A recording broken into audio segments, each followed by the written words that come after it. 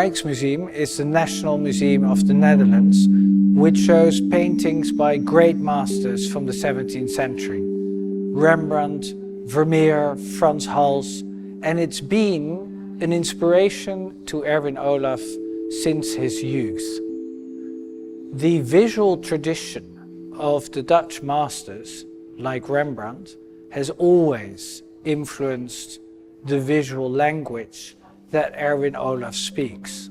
In this exhibition, we have paired works by Erwin and by the Dutch masters that start a dialogue together.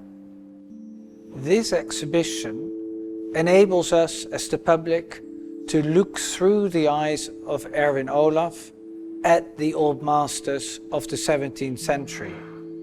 But it also does something else. The old masters start to speak with the work of Erwin. And it shows that in Erwin's photography, everything is a choice, as much as it is in the 17th century paintings. How do I pose the girl? How should she look? In the background, we see a stage set. We think it's real, but it's a mock-up. The same goes with the 17th century painter. He had to make decisions of light, of composition, trying to create a scene that seems real. But in both Erwin's work and that of the 17th century, nothing is real, but everything is real.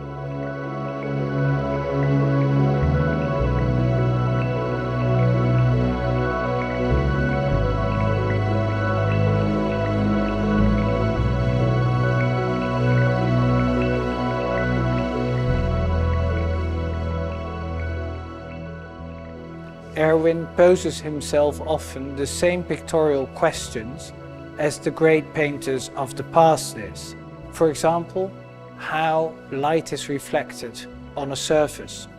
With each painting, and also with Erwin, with each image he makes, he respects his portrait. Rembrandt paints people as they are, just like Erwin nearly 400 years later photographs people as they are.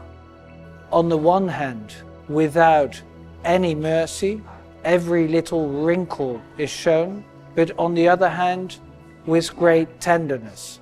Rembrandt, but also Erwin, shows us as we are, and they find the beauty in every human being. And therefore, his work, in a sense, is a triumph of us as humans.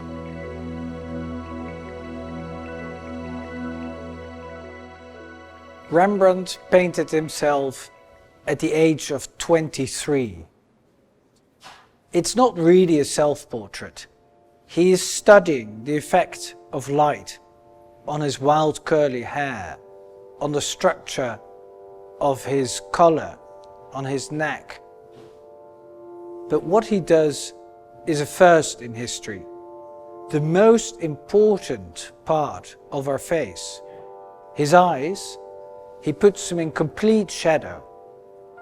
Rembrandt always does something new with which he surprises us, always forcing the limits of paint, of making a structure with the paint, claying, in a sense, the color that he's wearing of his white shirt.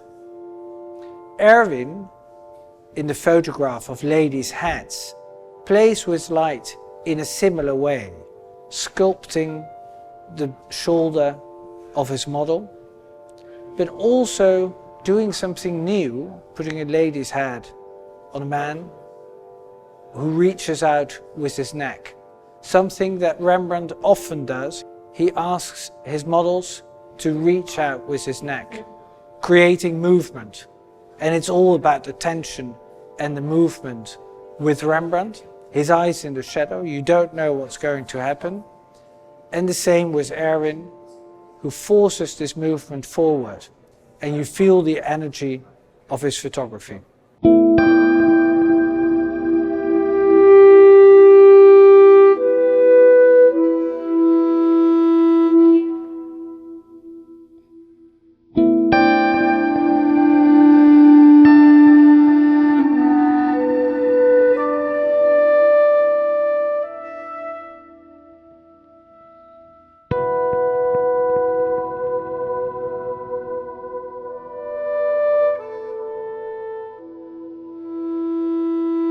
his early work, Erwin tells us a story of liberation, of gay emancipation.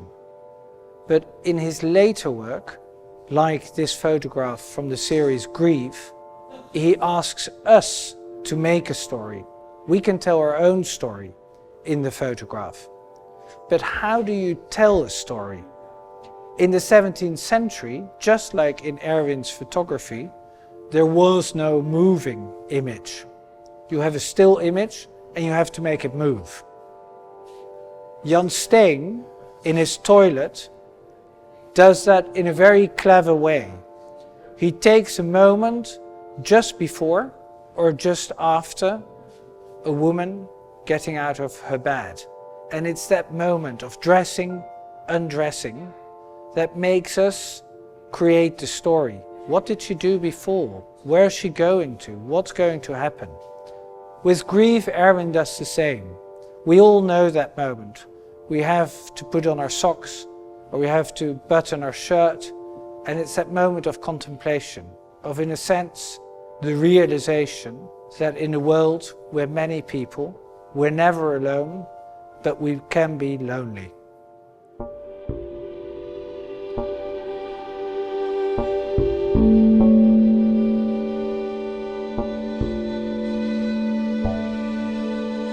There is something terribly exciting, erotic and sensual about the back of a neck.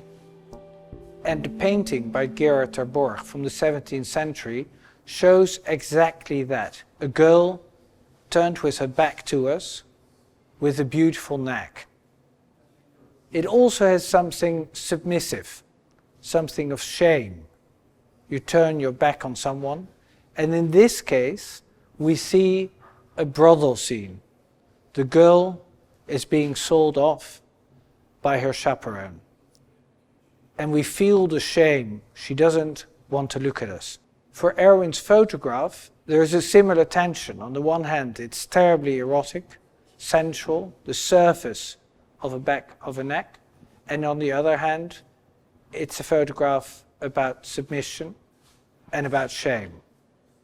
It's this tension that ter Borch was looking for, and more than 300 years later, Erwin is looking for.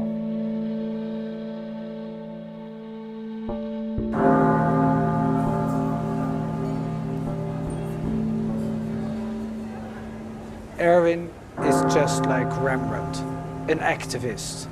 He shows the raw truth, the other side of us as human beings, unforbidding with great tenderness. He disrupts us. It's unsettling, and yet it's so recognizable.